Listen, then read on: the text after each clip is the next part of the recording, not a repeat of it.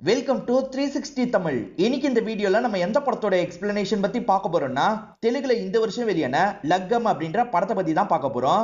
இந்த படத்துல பிரக்யா நக்ரான்றவங்க தான் லீட் ரோல் பண்ணிருப்பாங்க. கடைசி 3 நாளா சோசியல் மீடியால முழுக்க இந்த ஆக்ட்ரஸ பத்தி தான் பேசிட்டு இருக்காங்க. ஏன் எதுக்குன்றது உங்கள சிலருக்கு தெரிஞ்சிருக்கும்னு நினைக்கிறேன். இந்த லக்கம்ன்ற படம் இப்ப தமிழ் டப்பிங்ல வந்திருக்கு. பார்க்கணும்னு நினைக்கிறவங்க ஃபுல் படத்தை பாருங்க. இல்ல கதை மட்டும் தெரிஞ்சுக்கிட்டா போதும்னு நினைக்கிறவங்க மேற்கொண்டு இந்த வீடியோவை கண்டினியூ பண்ணுங்க. எக்ஸ்பிளனேஷனுக்குள்ள போறதுக்கு முன்னாடி இந்த வீடியோக்கு ஒரு லைக் போடுங்க. அது மூலியமா இந்த வீடியோ இன்னும் நிறைய பேர்கிட்ட கொண்டு போய் சேர்க்கப்படும். மேற்கொண்டு டைம் வேஸ்ட் பண்ணாம நம்ம நேரடியா எக்ஸ்பிளனேஷனுக்குள்ள போயிடலாம். படத்தோட ஸ்டார்டிங் சீனே நம்ம ஹீரோவை காட்டுறாங்க. இவரோட பேரு சைத்தன்யா அப்படின்றது சாஃப்ட்வேர் இன்ஜினியரா வேலை பார்த்துட்டு இருக்காரு. ஒரு ப்ராஜெக்ட் தான் ஆளுங்களை வச்சு பண்ணிட்டு இருக்காரு. இப்ப இவரோட பாஸ் இவர்கிட்ட பேசுறதுக்காக வராரு. இது நமக்கு ரொம்ப முக்கியமான ப்ராஜெக்ட், சீக்கிரமா வேலையை முடிக்கணும் அப்படின்ற மாதிரி சொல்லிட்டாரு. சைத்தன்யாவும் சரின்ற மாதிரிலாம் பாஸ் கிட்ட சொல்லிடுறாரு. இப்ப சைத்தன்யாவோட மாமாவை காட்டுறாங்க. சைத்தன்யாவை பார்க்கலான்னு வீட்டுக்கு வந்திருக்காரு. அவர் இல்ல, அதனால தான் சைத்தன்யாவுக்கு கால் பண்றாரு. மாமா வந்திருக்கேன், வீட்டுக்கு வர முடியுமான்னு கேக்குறாரு. ஒரு 10 நிமிஷத்துல வந்துடுற மாமா அப்படின்ற மாதிரி இவரும் வேகமா கிளம்புறாரு. இப்ப மாமாவை பார்க்கறதுக்காக சந்தோஷமா வீட்டுக்கு வந்துடுறாரு. ஊர்ல விவசாயம் எல்லாம் எப்படி போகுதுன்னு கேக்குறாரு. ரொம்ப மோசமா போயிட்டு இருக்குன்ற மாதிரி மாமா சொல்றாரு. வீட்டுக்குள்ள நுழைஞ்சோன்னா இவர் கையை தட்டுறாரு. ஃபேன் ஆட்டோமேட்டிக்கா ஓடுது. என்னப்பா ஃபேன் ஆட்டோமேட்டிக்கா ஓடுது அப்படின்ற மாதிரி மாமா ஆச்சரியமா கேக்குறாரு. மாமாவோட பேரு மூர்த்தி அப்படின்றது. பாத்ரூம்ல ஷவருக்கு சென்சார் வச்சிருப்பாரு போல. மாமா போனோன்னே நனைஞ்சிடுறாரு. நனைஞ்சிட்டேன் அப்படின்ற மாதிரிலாம் இவர்கிட்ட சொல்லிட்டு இருக்காரு. இவருமே சென்சார் வச்சிருக்கிறத பத்தி சொல்லிட்டாரு. இப்ப மாமா இருக்காருல, நீ என்ன வேலை பாக்குறேன்னு கேக்குறாரு. நான் சாஃப்ட்வேர் இன்ஜினியரா ஒர்க் பண்ணிட்டு இருக்கேன் அப்படின்ற மாதிரி சொல்லிட்டாரு. சம்பளம் எவ்வளவு இருக்கும்னு மாமா கேக்குறாரு. மாசம் 2 லட்சம் ரூபான்னு சொல்லிட்டாரு. இது மாசம் 2 லட்சம் ரூபாயா அப்படின்ற மாதிரி மாமா பயங்கரமா ஆச்சரியப்படுறாரு. மாமாவை பொறுத்த வரைக்கும் ஒரு பொண்ணு இருக்காங்க, மானசான்றது தான் அவங்களோட பேரு. சின்ன வயசுலயே இவங்க 2 பேருக்கு கல்யாணம் பண்ணும் அப்படின்ற மாதிரிலாம் பேசி வச்சிருப்பாங்க. இவர் வேற நல்ல வேலையில இருக்காருல, பொண்ணை இவருக்கே கல்யாணம் பண்ணி வச்சிடலாம் அப்படின்ற மாதிரி மாமாவும் கணக்கு போட்டுட்டு இருக்காரு. இப்பதான் ஹீரோக்கு ஃப்ரெண்டு கிட்ட இருந்து போன் கால் வருது. ஒரு பார்ட்டிக்கு வான்ற மாதிரிலாம் கூப்பிடுறாங்க. இத பத்தி இவரும் மாமா கிட்ட சொல்லிட்டாரு. நீங்களும் வாங்கன்னு சொல்லிட்டாரு. இல்ல என்ன இருக்கு, நானும் வரேன்ற மாதிரி மாமா ஏத்துக்கிறாரு. இவங்க 2 பேருமே சேர்ந்த மாதிரி பார்ட்டி நடக்கிற இடத்துக்கு வந்துடுறாங்க. ஹீரோவோட ஃப்ரெண்டுல ஒருத்தருக்கு சீக்கிரமா கல்யாணம் ஆக போகுது, அதனால தான் பார்ட்டி வச்சிருக்காரு. இப்ப எல்லாருமே ஜாலியா பேசிக்கிறாங்க.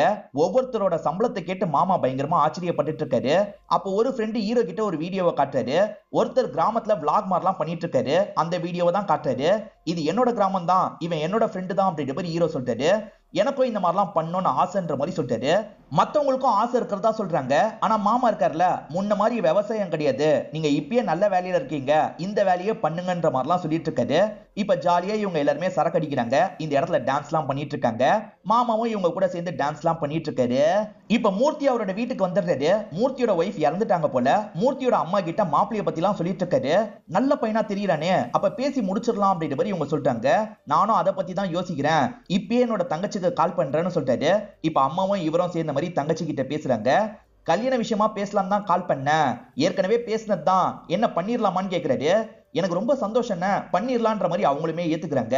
அவங்க பேரு லக்ஷ்மி அப்படின்றது. இப்ப லக்ஷ்மி உடனே பையனுக்கு கால் பண்ணிட்டாங்க. உனக்கும் மானசாக்கும் கல்யாணம் பண்ணலான் இருக்கோம், என்ன சொல்றன்ற மாதிரி கேக்குறாங்க. நீங்க என்ன முடிவு எடுத்தாலும் எனக்கு ஓகே தாமா, மானசாக்கு இதுல விருப்பம் இருக்கான்ற மாதிரி கேக்குறாரு. ஏண்டா விருப்பம் இல்லாம என்னோட அண்ணன் பேசியிருப்பாரு, அதெல்லாம் மானசாக்கு விருப்பம் இருக்குன்ற மாதிரி அம்மா சொல்றாங்க. இவருமே ஃப்ரெண்ட்ஸ் கிட்ட சந்தோஷமா இந்த விஷயத்தெல்லாம் சொல்லிட்டு இருக்காரு. இப்ப நமக்கு மானசாவை காட்டுறாங்க. இவங்க தான் இந்த படத்தோட ஹீரோயினா இருப்பாங்க. இவங்க கம்பவுண்டரா வேலை பார்த்துட்டு இருக்காங்க. இப்ப கூட ஒரு லேடிக்கு ட்ரீட்மெண்ட் தரதுக்காக அவங்க வீட்டுக்கு தான் வந்திருக்காங்க. அந்த லேடி இருக்காங்கல்ல, இந்த அம்மா இதை வச்சுக்கோன்ற மாதிரி 500 ரூபாயை தராங்க. ஆனா இவங்க வேணான்ற மாதிரி மறுத்துடுறாங்க. கவர்மெண்ட் எனக்கு சம்பளம் தராங்க, இதை நீங்க வச்சுக்கோங்கன்ற மாதிரி திரும்பி அவங்க கிட்ட தந்துடுறாங்க. அவங்க பாசமா தந்தாங்கல்ல, வாங்க வேண்டியதானே அப்படின்ற மாதிரி ஃப்ரெண்டு கேக்குறாங்க. அவங்க பாசமா தரல, இறக்கப்பட்டு தராங்க. நான் அம்மா இல்லாம வளர்ந்தது அவங்களுக்கு தெரியும், இறக்கப்பட்டு தான் எனக்கு இந்த காசை தர வந்தாங்க, அதனால தான் நான் மறுத்துட்டேன். யாருமே என்னை பார்த்து இறக்கப்படுறது எனக்கு சுத்தமா பிடிக்காதுன்ற மாதிரிலாம் சொல்றாங்க. இப்ப இவங்க வீட்டுக்கு வந்தோன்னா அப்பாவும் கல்யாண விஷயமா பேசுறாரு. இப்ப எனக்கு என்னப்பா கல்யாணத்துக்கு அவசரம், நான் உங்களுக்கு இடைஞ்சலா இருக்கனா, என்ன அனுப்பிவிடலான்னு நினைக்கிறீங்களா அப்படின்ற மாதிரிலாம் இவங்க கேக்குறாங்க. என்னம்மா இப்படி பேசுற, நீ எப்படிமா எனக்கு இடைஞ்சலா இருப்பன்ற மாதிரி அப்பாவும் ஃபீலிங்கா பேசுறாரு. எல்லாம் கூடி வந்ததுமா, அதனால தான் அப்பா பேசி முடிச்சிட்டேன். அவர் சாஃப்ட்வேர் மாப்பிள, அவரை கல்யாணம் பண்ணிக்கிட்டா நீ சந்தோஷமா இருப்ப, உனக்கு சம்மதம் தானே அப்படின்ற மாதிரி கேக்குறாரு. உங்களுக்கு ஓகேனா எனக்கு ஓகேப்பா அப்படின்ற மாதிரி இவங்களுமே ஏத்துக்கிறாங்க. இந்த மூர்த்தியும் சொந்தக்கார பெரியவரை பாக்குறதுக்காக வந்திருக்காரு. இந்த பெரியவருக்கு சிவாஜின்னு ஒரு பையன் இருக்கான். சாஃப்ட்வேர் இன்ஜினியரா தான் வேலை பார்த்துட்டு இருக்கான். என்ன விஷயம்ன்ற மாதிரி மூர்த்தி கிட்ட கேக்குறாரு. மூர்த்தியும் கல்யாண விஷயத்தை பத்தி எல்லாம் இந்த பெரியவர் கிட்ட சொல்றாரு. இப்ப சைத்தன்யா அவரோட ஊருக்கு கார்ல வந்துட்டு இருக்கிறத நமக்கு காட்டுறாங்க. ஆக்சுவலா சின்ன வயசுல மானசா கூட சேர்ந்த மாதிரி இவர் விளையாடி இருப்பாரு. அவர் சின்ன வயசுல சந்தோஷமா விளையாண்ட விஷயத்தெல்லாம் யோசிச்சு பாக்குறாரு. இப்ப சந்தோஷமா அவ கூட ரொமான்ஸ்லாம் பண்ணும் அப்படின்ற மாதிரிலாம் நினைக்கிறாரு. இவர் நினைக்கிறதெல்லாம் ஒரு சாங் மாதிரி நமக்கு காட்டுறாங்க. இப்ப அவங்க வேலை பார்க்குற இடத்துக்கே வந்துடுறாரு. அவங்க வேலையில பிஸியா இருக்காங்க. அதனால இவருமே நார்மலா கொஞ்ச நேரம் அவங்க கிட்ட பேசுறாரு. சரி பாப்போன்ற மாதிரி இங்க இருந்து கிளம்பிடுறாரு. இவர் வீடு கொஞ்சம் தள்ளி இருக்கு போல. இப்ப வீட்டுக்கு டிராவல் பண்ணி வந்துடுறாரு. பையனுக்கு தட்டெல்லாம் மாத்தணும்ல, அதனால சொந்தக்காரங்களுக்கு எல்லாம் இன்ஃபார்ம் பண்ணிருங்க அப்படின்ற மாதிரி ஒய்ஃப் சொல்றாங்க. ஹஸ்பண்ட் இருக்காருல, வாட்ஸ்அப் குரூப்ல போட்டுட்டேன், எல்லாருமே வந்துருவாங்கன்ற மாதிரி சொல்றாரு. பரவாயில்லம்மா, அப்பவும் நல்லா அப்டேட் ஆயிட்டாரு அப்படின்ற மாதிரி பையன் சொல்றாரு. விளாக் எடுக்கிறவரு என்னோட ஃப்ரெண்டுன்ற மாதிரி சொன்னாரு பாத்தீங்களா, தட்டு மாத்துறதையும் இந்த நபர் விளாக் மாதிரிலாம் எடுத்துட்டு இருக்காரு. ரெண்டு குடும்பமும் சேர்ந்து பேசிட்டு இருக்காங்க. சைத்தன்யாவை பொறுத்த வரைக்கும் அண்ணன் அண்ணின்னு நிறைய பேர் இருப்பாங்க. அவங்க எல்லாருமே வரதட்சணை எதிர்பார்க்கறாங்க போல. வரதட்சணையா எவ்வளவு தருவீங்கன்ற மாதிரிலாம் மூர்த்தி கிட்ட கேட்டுட்டு இருக்காங்க. இதுல அம்மாக்கு பெருசா விருப்பம் கிடையாது. எனக்கு வரதட்சணை எல்லாம் தேவையில்ல, மானசா என்னோட பொண்ணு மாதிரி என் பொண்ணை மட்டும் வீட்டுக்கு அனுப்பி வச்சா போதும்ன்ற மாதிரி சொல்லிட்டாங்க. கல்யாணத்தை நீ முன்ன நின்னு பண்ணுன, அதுவே போதும்ன்ற மாதிரி சொல்லிட்டாங்க. நீ எதிர்பார்க்கலனாலும் பண்ண வேண்டியது என்னோட கடமைமா, நான் என்னோட பொண்ணுக்காக இவ்வளவு பண்ணலாம்னு நினைச்சிருக்கேன், அதை கண்டிப்பா பண்ணிடுறேன்ற மாதிரி சொல்லிட்டாரு. சரின்ற மாதிரி ரெண்டு குடும்பமும் ஏத்துக்கிறாங்க. இந்த இடத்துல தட்டெல்லாம் மாத்திக்கிறாங்க. மூர்த்தியோட ஃப்ரெண்டு வீட்டுக்கு பொண்ணு பார்க்கறதுக்காக மாப்பிள்ளை வீட்டை சேர்ந்தவங்க எல்லாம் வந்திருக்காங்கன்னு மூர்த்திக்கு தெரிய வருது. இவருமே அந்த இடத்துல நடக்கிறத பாக்குறதுக்காக வந்துடுறாரு. மாப்பிள்ளை என்ன வேலை பாக்குறாருன்னு ஃப்ரெண்டு கிட்ட கேக்குறாரு. விவசாயம் தான் பண்றாரு அப்படின்ற மாதிரி ஃப்ரெண்டு சொல்லிட்டாரு. எது விவசாயமா அப்படின்ற மாதிரி இவர் ஷாக் ஆயிடுறாரு. சரி, விவசாயத்துக்கு இப்ப ஆளுங்கெல்லாம் கிடைக்கிறது இல்லையே, நீங்க என்ன பண்றீங்க அப்படின்ற மாதிரி அந்த ஃபேமிலி கிட்ட கேக்குறாரு. ஆமா, முன்ன மாதிரி ஆளுங்க கிடைக்கிறது இல்ல, நாங்க ஃபேமிலியா சேர்ந்தே பண்றோம் அப்படின்ற மாதிரி அந்த ஃபேமிலி சொல்றாங்க. இதை கேட்கிறவர் இன்னும் ஷாக் ஆயிடுறாரு. சரி, எங்க பொண்ணு கல்யாணம் ஆகி உங்க வீட்டுக்கு வந்துடுறா, அவளையே நீங்க வேலை வாங்க மாட்டீங்கன்னு என்ன நிச்சயம் அப்படின்ற மாதிரி கேக்குறாரு. நிச்சயமா தேவைப்பட்ட வேலை வாங்கி தான் ஆகணும் அப்படின்ற மாதிரி அந்த ஃபேமிலியை சேர்ந்தவங்க சொல்றாங்க. உன் பொண்ணை பார்த்து பார்த்து வளர்த்திருக்க, உன் பொண்ணு வெயில்ல கஷ்டப்படுறத நீ பாப்பியான்ற மாதிரி அப்பாவை பார்த்து கேட்கிறாரு. பொண்ணை பார்த்தும் கேட்கிறாரு. பொண்ணு விருப்பம் இல்லைன்னு சொல்றாங்க. இதனால ஃபேமிலியை சேர்ந்தவங்க எல்லாம் கிளம்பிடுறாங்க.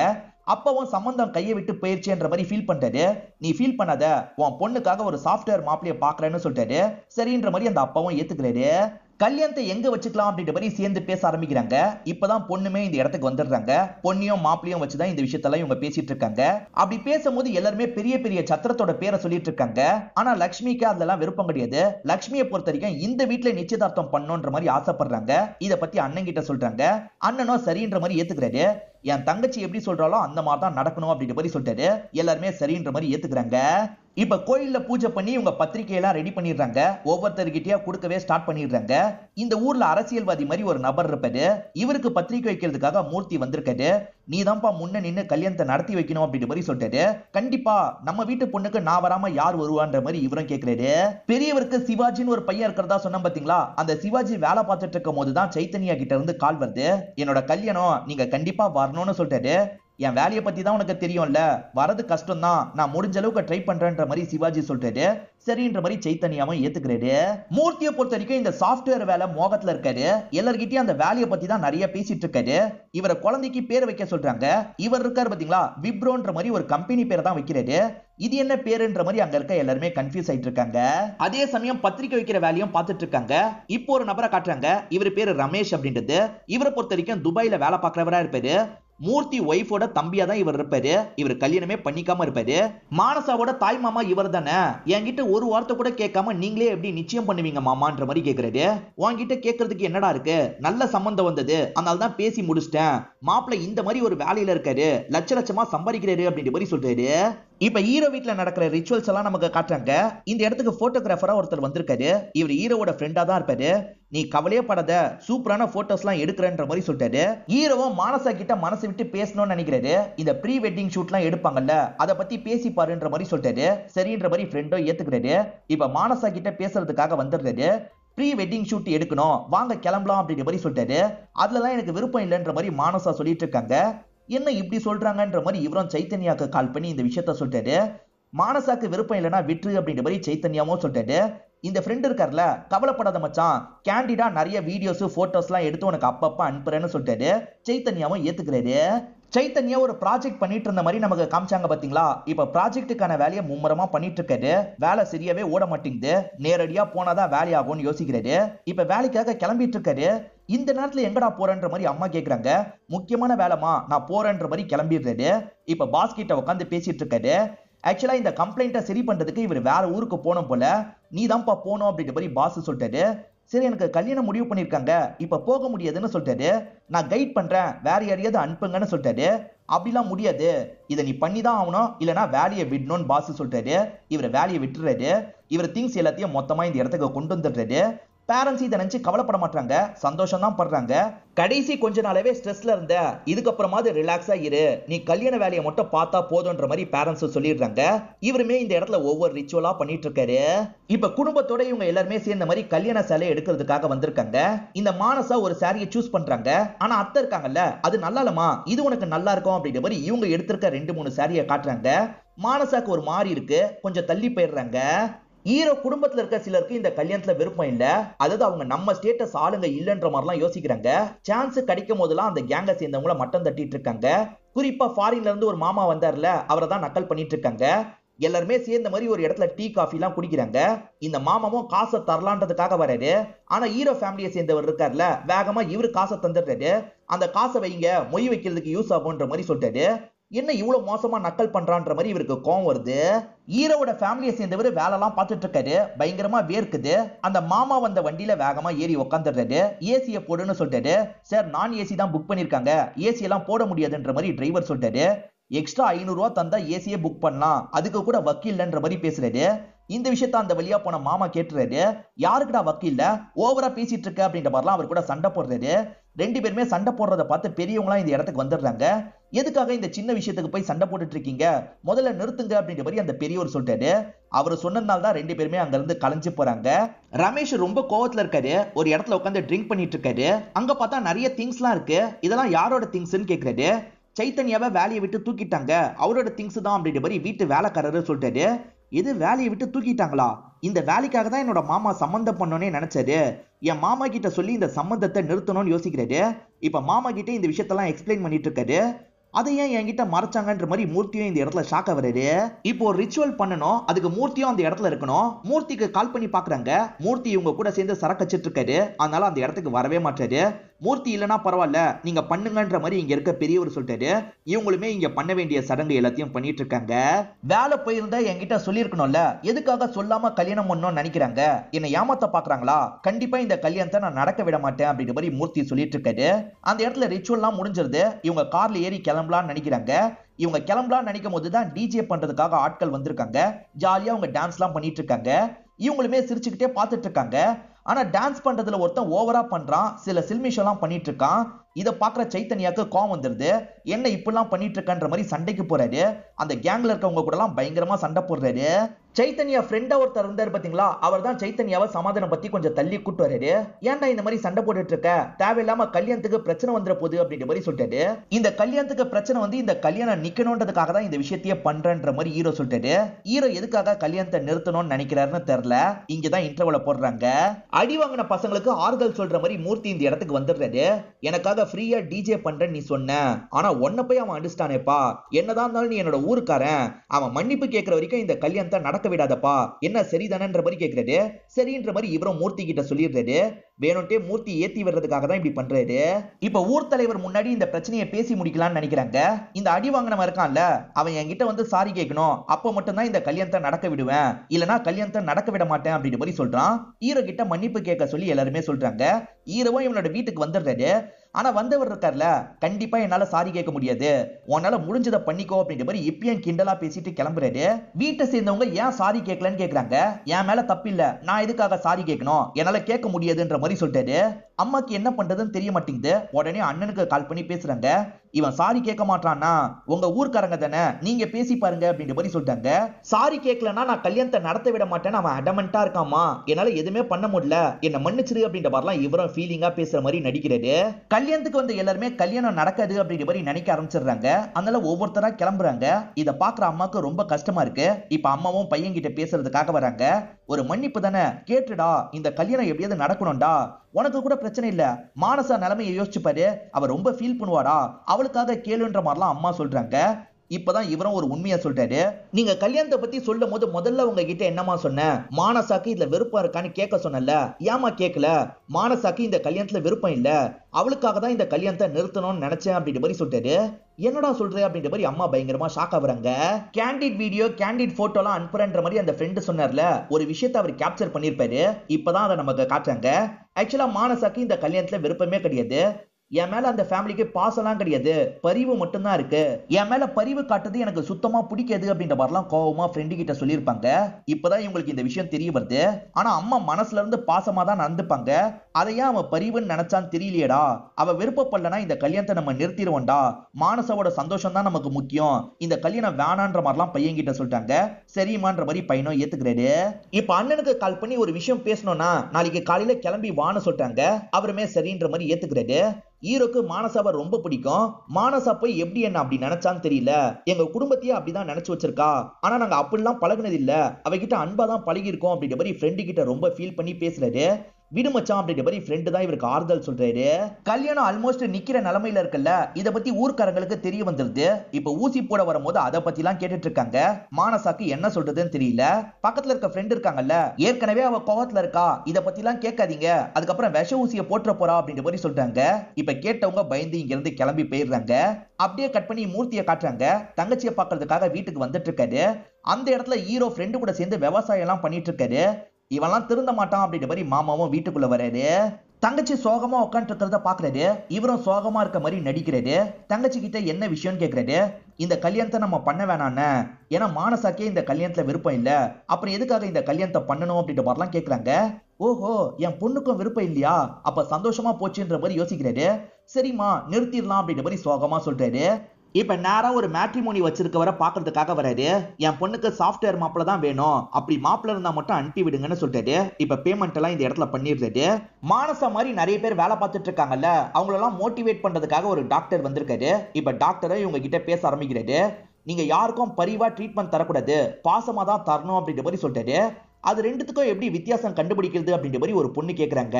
ஒருத்தங்க பிரச்சனையோட வந்தா அவங்களுக்கு அடிபட்டுருச்சு, பாவமா இருக்காங்க, நம்ம நல்லபடியா ட்ரீட்மெண்ட் தரணும்ன்ற மாதிரி நீங்க நினைப்பீங்க. ஆக மொத்தத்துல அந்த பரிதாபம் வரதான் செய்யும். அதை உடைக்கணும்னா ஒரு விஷயத்த நீங்க பண்ணணும்.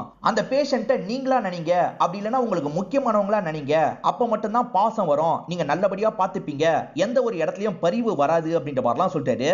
இதெல்லாம் ஈரனும் கேட்டுட்டு இருக்காங்க. இப்ப ஈரன் சில விஷயங்களை யோசிக்கிறாங்க. ஆக்சுவலா இவங்க பரிவுனால தான் அவங்க பண்ணதா நினைச்சிருப்பாங்க. இப்ப யோசிச்சு பார்க்கும் போதுதான் அவங்க பாசத்தினால தான் ஒவ்வொரு விஷயத்தையும் பண்ணிருக்காங்கன்னு தெரிய வருது. ஏன்னா பொண்ணு மாதிரி தான் இவங்களை ட்ரீட் பண்ணிருப்பாங்க. நல்லா யோசிக்கும் போது தான் இவங்களுக்கு ஒவ்வொரு விஷயமா தெரியுது. இவங்க பைக் இல்லாம கஷ்டப்படுறாங்கன்றதுனால தான் சைத்தன்யா அவரோட பைக்கை இவங்களுக்கு தந்திருப்பாரு. ஆனா ஃப்ரெண்ட் இருக்காங்கல்ல, உன் மாமா நல்லா இந்த பைக்கை யூஸ் பண்ணிட்டாரு, இப்ப போனா போதுன்னு உனக்கு தராரு, பரிவுனால தான் இதை தராரு அப்படின்ற மாதிரிலாம் சொல்லி விட்டுருப்பாங்க. இது இவங்க மனசுல ஆழமா பதிஞ்சிருக்கும். ஓஹோ, போனா போது நமக்கு தராங்களா அப்படின்ற மாதிரிலாம் இவங்க யோசிக்க ஆரம்பிச்சிருப்பாங்க. அப்பத்துல இருந்து தான் ஒவ்வொரு விஷயத்தையும் அந்த ஆங்கிள் யோசிச்சிருப்பாங்க. அதனால தான் எல்லாமே தப்பா தெரிஞ்சிருக்கும். ஆனா அவங்க உண்மையிலேயே பாசமா தான் நடந்திருக்காங்க, தப்பா புரிஞ்சுக்கிட்டோம் அப்படின்ற மாதிரிலாம் ஃபீல் பண்றாங்க. இத பத்தி ஃப்ரெண்டு கிட்டயும் சொல்லிட்டு இருக்காங்க. ஹீரோ சாரி கேட்காம இருக்கிறதுனால தான் கல்யாணம் நிக்குதுன்ற மாதிரி இவங்க நினைக்கிறாங்க. இப்ப ஹீரோ கிட்ட பேசுறதுக்காக வந்துடுறாங்க. நீங்க சாரி கேட்டா பிரச்சனை முடிஞ்சிடும்ல, ஏன் கேட்காம இருக்கீங்கன்னு கேக்குறாங்க. இதுதான் காரணம் அப்படின்ற மாதிரி இவங்க பேசின வீடியோவை இவர் காட்டுறாரு. இப்ப மானசாவும் சில விஷயங்களை சொல்ல ஆரம்பிக்கிறாங்க. இதுக்கு முன்னாடி நீங்களும் அம்மாவும் பண்ணது எல்லாமே எனக்கு இறக்கப்பட்டு பண்ண மாதிரி தான் தோணுச்சு. யோசிச்சு பார்க்கும் போதுதான் நீங்க இறக்கப்பட்டு பண்ணல, உங்க முழு அன்போட தான் பண்ணிருக்கீங்கன்னு புரிஞ்சது. என்ன மன்னிச்சிருங்க மாமான்ற மாதிரி கேக்குறாங்க. இவருமே இந்த இடத்துல மன்னிச்சிடுறாரு. இந்த இடத்துல ஒரு சாங் வர மாதிரி நமக்கு காட்டுறாங்க. இவங்க ரெண்டு பேருமே கல்யாணம் பண்ணிக்கலாம்ன்ற மைண்ட் செட்டுக்கு வந்துடுறாங்க. இத பத்தி அப்பா கிட்ட சொல்றதுக்காக வராங்க. நடந்த விஷயத்தை நினைச்சு ஃபீல் பண்ணாதமா, அப்பா உனக்காக ஒரு சூப்பர் சம்பந்தம் பார்த்திருக்கேன், நாளைக்கு மாப்பிள்ளை வீட்டுல இருந்து வராங்கன்ற மாதிரிலாம் சொல்றாரு. இதை கேட்டு இவங்க பயங்கரமா ஷாக் ஆயிடுறாங்க. இத பத்தி உடனே கால் பண்ணி ஹீரோ கிட்ட சொல்றாங்க. கவலைப்படாத, நான் பாத்துக்கிறேன்ற மாதிரி ஹீரோவும் சொல்றாரு. வந்தவரு கொஞ்சம் ஏஜ்டு மாப்பிளையா இருக்காரு, அது கூட பரவாயில்லன்ற மாதிரி அப்பா நினைக்கிறாரு. அவர் சாஃப்ட்வேர் இன்ஜினியர், அது போதுன்ற மாதிரிலாம் அப்பா யோசிச்சுட்டு இருக்காரு. அப்ப இந்த இடத்துக்கு ஹீரோ வராரு. நீ எதுக்காக வந்திருக்கன்ற மாதிரி மாமா கேட்டுட்டு இருக்காரு. நானும் சொந்தக்காரன் தானே, அதனால தான் வந்திருக்கேன்னு சொல்றாரு. இப்ப சாஃப்ட்வேரை பத்தி பேசுற மாதிரி அந்த நபர்கிட்ட நிறைய கேள்வி எல்லாம் கேட்கிறாரு. அவருமே பதில் தெரியாம பயங்கரமா திணறிட்டு இருக்காரு. இவர் திணறிட்டு இருக்கிறத மாமாவும் கவனிக்கிறாரு. ஆனா ஹீரோ தான் வேணும்ட்டே குழப்பத்தை உண்டாக்குறான். ஹீரோவை அனுப்பி விடணும், இந்த சம்பந்தத்தை முடிக்கணும்ன்ற மாதிரி பேசி சம்பந்தத்தை முடிச்சிடுறாரு. மூர்த்தியும் மூர்த்தியோட ஃப்ரெண்டும் நடந்து போயிட்டு இருக்காங்க. அந்த ஃப்ரெண்டை பார்த்த மாதிரி ஹீரோ பேசுறாரு. ஏற்கனவே ஒரு நல்ல மாப்பிள்ளை கிடைச்சதா சொன்னீங்கல்ல, ஏன் அந்த மாப்பிள்ளையை விட்டுட்டீங்கன்னு கேக்குறாரு. அவர் விவசாயம் பார்த்தாரு, இவர் தான் வேணான்னு சொல்லிட்டாரு. சாஃப்ட்வேர் இன்ஜினியருக்கு பொண்ணு கொடுன்ற மாதிரி சொல்லியிருக்காரு அப்படின்ற மாதிரிலாம் சொல்றாரு. சாஃப்ட்வேர் இன்ஜினியரா இருந்தாலும் சோறு போடுறது விவசாயி தான் அப்படின்ற மாதிரி ஹீரோ சொல்லிட்டு இருக்காரு. அவங்க கிட்ட எதுக்காக வெட்டியா பேசிட்டு இருக்க வான்ற மாதிரி மூர்த்தியும் ஃப்ரெண்டை கூட்டு போயிடுறாரு. மாமா சாஃப்ட்வேர் வேலையை தான் விரும்புறாருன்னு ஃப்ரெண்டுக்கு புரியுது. அப்படி இருக்கும்போது நீ எதுக்காகடா வேலையை விட்டன்ற மாதிரி ஹீரோவை பார்த்து கேக்குறாரு. ஹீரோவும் அதுக்கான காரணத்தை சொல்லிட்டாரு. ஹீரோ பத்திரிக்கை வைக்கிறதுக்காகலாம் வந்தாரு பாத்தீங்களா, அப்ப அந்த பெரியவர் வீட்டுக்கு வந்திருப்பாரு.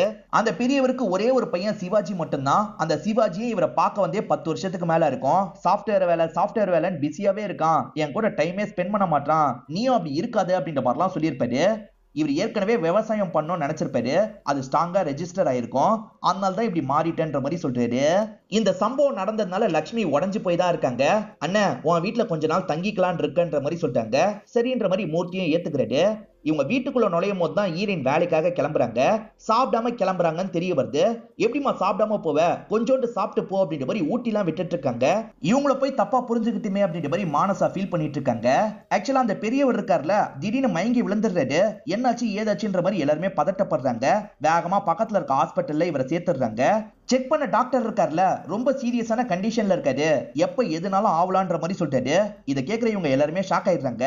இப்ப மூர்த்தி இருக்கார்ல, உடனே பையனான சிவாஜிக்கு கால் பண்ணிட்டாரு. உன் அப்பா ரொம்ப மோசமா இருக்காரு, கிளம்பி வான்னு சொல்லிட்டாரு. இப்ப என்னால கிளம்பி வர முடியாது, நான் தேவையான காசை அனுப்பி விடுறேன், நீங்களே பாத்துக்கோங்கன்ற மாதிரி சொல்லிட்டாரு. காசு பிரச்சனை இல்லடா, நீ கூட இருந்தா அவருக்கு கொஞ்சம் சப்போர்ட்டிவா இருக்கும், கிளம்பி வான்ற மாதிரிலாம் மூர்த்தி கூப்பிடுறாரு. என் வேலையை பத்தி உங்களுக்கு தெரியும்ல, என்னால இப்ப வர முடியாது, புரிஞ்சுக்கோங்க, நீங்களே என்ன பண்ணுமோ பண்ணிக்கோங்க அப்படின்ற மாதிரிலாம் சொல்லிட்டாரு. ஆனா ட்ரீட்மெண்ட்ல அந்த பெரியவரை காப்பாற்ற முடியல, அவர் இறந்து போயிடுறாரு. இப்ப ஃபேமிலியை சேர்ந்த எல்லாருமே பயங்கரமா வருத்தப்பட்டு இருக்காங்க. இப்பயாவது அந்த பையனுக்கு கால் பண்ணி வர சொல்லுங்க அப்படின்ற மாதிரி சொல்லிட்டாங்க. திரும்பியுமே மூர்த்தி தான் அந்த பையனுக்கு கால் பண்றாரு. அவர் ஏதோ மீட்டிங்ல இருக்காரு போல, காலை எடுக்கவே மாட்டாரு, திரும்ப திரும்ப கட் பண்ணிக்கிட்டே இருக்காரு. ஆனா ரொம்ப வாட்டி கால் பண்றதுனால ஒரு ஸ்டேஜ்ல போன் எடுத்துடுறாரு. மூர்த்தியுமே அப்பா இறந்து போயிட்டாரா, உடனே கிளம்பி வான்னு சொல்லிட்டாரு. அப்பா இறந்து போனதை நினைச்சு சிவாஜி ஃபீல் பண்றாரு. ஆனா என்னால வர முடியாது, நான் இப்ப மட்டும் கிளம்பிட்டேன்னா இந்த ப்ராஜெக்ட் என்னோட கையை விட்டு போயிடும், திரும்பி ஜீரோல இருந்து நான் ஆரம்பிக்கணும், என்னால அது முடியாது, நீங்களே பண்ண வேண்டியதை பண்ணுங்கன்ற மாதிரி சொல்லிட்டாரு. என்ன இதுக்கு கூட வர மாட்டேன்னு சொல்லிட்டான் அப்படின்ற மாதிரி மூர்த்தி பயங்கரமா ஷாக் ஆகுறாரு. அவன் தாண்டா முன்ன நின்று எல்லாத்தையும் பண்ணணும் அப்படின்ற மாதிரி ஒருத்தங்க சொல்றாங்க. இல்ல நான் முன்ன நின்று பண்றேன்ற மாதிரி மூர்த்தி சொல்லிட்டாரு. இப்ப இந்த பெரியவருக்காக முன்ன நின்று எல்லாத்தையும் பண்ணிடுறாரு. அந்த பெரியவர் இறந்து போனதை நினைச்சு லட்சுமி சோகமா உட்காந்துட்டு இருக்காங்க. இப்பதான் ஹீரோயின் ஃப்ரெண்டு கிட்ட இருந்து ஹீரோயினுக்கு கால் வருது. ஏன் இன்னைக்கு வேலைக்கு வரலன்னு கேக்குறாங்க. கோல்டா இருக்கு, இன்னைக்கு வர முடியாது அப்படின்ற மாதிரிலாம் ஹீரோயின் பேசிட்டு இருக்காங்க. ஹீரோயின் பேசிட்டு இருக்கிறத லட்சுமி கவனிக்கிறாங்க. இப்ப உடனே உங்களுக்கு கசாயம்லாம் ரெடி பண்ணி எடுத்துட்டு வந்து தராங்க. முன்கூட்டியே என்கிட்ட ஒரு வார்த்தை சொல்லியிருக்கலாம்ல அப்படின்ற மாதிரிலாம் கேக்குறாங்க. இந்த இடத்துல இவங்க ஃபீல் பண்ணி அழவே ஆரம்பிச்சிடுறாங்க. இவங்கள தப்பா புரிஞ்சுக்கிட்டு பேசினாங்கல்ல, அதை பத்தி எல்லாம் சொல்லி மன்னிப்பு கேக்குறாங்க. ஏமா மன்னிப்புலாம் கேக்குற, அதெல்லாம் ஒண்ணும் கிடையாது அப்படின்ற மாதிரி இவங்களும் சொல்றாங்க. இப்ப அந்த பெரியவரோட காரியனாலே வந்துருது. இன்னைக்கு கூட சிவாஜி வரலன்ற மாதிரி எல்லாருமே சிவாஜியை திட்டுற மாதிரிலாம் பேசிட்டு இருக்காங்க. இப்படி பேசிட்டு இருக்கும் போது ஒரு ஸ்டேஜ்ல கேட்கிற ஹீரோ டென்ஷன் ஆயிடுறாரு. நம்மளை பொறுத்த வரைக்கும் அடுத்த 10 நாள் இந்த பெரியவரை நினைச்சு ஃபீல் பண்ணுவோம். ஆனா சிவாஜி சாவுக்கு கூட வர முடியலன்னு ஒவ்வொரு நாளும் ஃபீல் பண்ணுவாரு. அவருக்கு வர முடியாத நிலைமை, ஏன்னா ஐடி கம்பெனி அப்படிதான் செயல்படுது அப்படின்ற மாதிரிலாம் சொல்றாரு. ஐடி கம்பெனில கொடுக்குற ஸ்ட்ரெஸ் தாங்க முடியாம தான் நிறைய பேர் திரும்பி சொந்த ஊருக்கே வந்துடுறாங்க. ஆனா அப்படி சொந்த ஊருக்கு வந்தவங்கள நிறைய பேர் கிண்டல் தான் பண்றாங்க, அந்த வேலையை போய் விட்டுட்டு வந்துட்டான்ட்டு. அதுல எவ்வளவு ஸ்ட்ரெஸ் இருக்குன்றது உங்களுக்கு புரியாது பாருங்க. இந்த விஷயத்துக்கு கூட சிவாஜியால வர முடியல அப்படின்ற மாதிரிலாம் ஃபீலிங்கா பேசுறாரு. இப்பதான் அந்த வேலையில என்னென்ன பிரச்சனைலாம் இருக்குன்றத மூர்த்தி புரிஞ்சுக்கிறாரு. பயங்கரமா ஃபீல் பண்றாரு. இப்ப தங்கச்சி வேலை பார்த்துட்டு இருக்கும் போது தங்கச்சி கால்ல விழுறாரு. ஏன்னா இப்படி பண்ற அப்படின்ற மாதிரி தங்கச்சி கேக்குறாங்க. நான் இந்த மாதிரிலாம் தப்பு பண்ணிட்டேமா, என்ன மன்னிச்சிரு அப்படின்ற மாதிரி இவர் கேட்டுட்டு இருக்காரு. சாஃப்ட்வேர் வேலை இல்லைன்ற ஒரே காரணத்துக்காக தான் இந்த கல்யாணத்தை நான் நிறுத்தினேன் அப்படின்ற மாதிரிலாம் சொல்லிட்டு இருக்காரு. இப்ப ஹீரோ இந்த இடத்துக்கு வந்துட்டாரு. உங்களுக்கு அந்த வேலை தான் வேணும்னா எனக்கு வேற ஒரு கம்பெனில வேலை கிடைச்சிருக்கு, இதான் ஆர்டர்ன்ற மாதிரி தராரு. ஆனா இவர் என்ன பண்றாருன்னா அந்த ஆர்டரை கிழிச்சு போட்டுறாரு. இதுக்கப்புறம் அந்த வேலைலாம் வேணாம், நீ நினைச்சதை பண்ணுப்பா அப்படின்ற மாதிரி சொல்லிட்டாரு. அதே மாதிரி பொண்ணையும் மாப்பிளையும் இந்த இடத்துல சேர்த்து வைக்கிறாரு. இவங்க 2 பேருமே பயங்கரமா சந்தோஷப்படுறாங்க. இப்ப பெரியவங்க எல்லாருமே சேர்ந்து இவங்க 2 பேருக்கு கல்யாணம் பண்ணி வைக்கிறாங்க. இவங்க 2 பேருமே சந்தோஷமா கல்யாணம் பண்ணி முடிச்சிடுறாங்க. இப்ப புகுந்த வீட்டுக்கு போனோம்ல, இவங்க பயங்கரமா ஃபீல் பண்றாங்க. இவங்க சொந்தக்காரங்க அப்பான்னு எல்லாரையும் அழுதுகிட்டே கட்டி பிடிக்கிறாங்க. அதுக்கப்புறம் தான் ஹீரோ கூட கார் ஏறி கிளம்ப ஆரம்பிக்கிறாங்க. இதோட நமக்கு இந்த படத்தை முடிச்சிடுறாங்க. இந்த படம் உங்க எல்லாருக்குமே பிடிச்சிருக்கான்னு நம்புறேன். இந்த வீடியோ உங்களுக்கு பிடிச்சிருந்ததுன்னா லைக் பண்ணுங்க, கமெண்ட் பண்ணுங்க, மறக்காம 360 தமிழ் சேனலை சப்ஸ்கிரைப் பண்ணுங்க. தொடர்ச்சியா இந்த மாதிரி வீடியோக்கள் வந்துகிட்டே தான் இருக்கும்.